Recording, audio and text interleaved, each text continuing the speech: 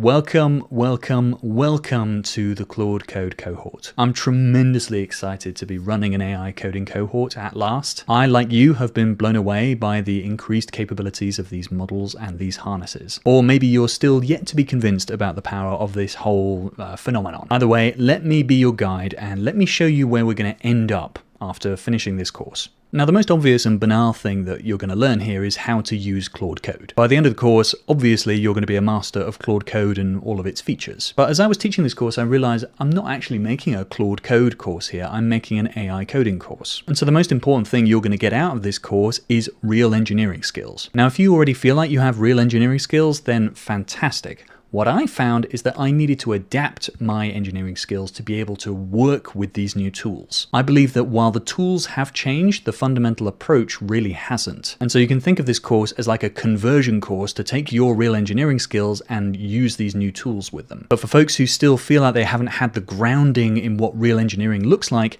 then this course is going to be great for you too. We're going to be walking through planning, walking through requirements gathering, walking through how to properly build prototypes. We're going to learn how to structure code bases to make the most out of feedback loops, and we're going to tie all of that into AI. And the final form of this is going to be an AI agent that we can trust to run AFK. In other words, while we're away from the keyboard doing other things. One of the things I see people say all the time about AI is that I just have to sit there and watch it, and I feel like I'm being less productive. Well, that's because you haven't set up your code base and set up your environment to run AI properly autonomously. But getting there and guaranteeing quality at the end of each AFK run is really difficult. And that's where the real engineering skills come in, because you need to make your code base something that AI likes to work in and produces quality code in. And that's often way more about the code than it is the AI. Now, to get there, we are going to be working through a playground. This playground is essentially a 20,000 line application written in TypeScript, React, and Node. Now, while most of these exercises will take place in this playground,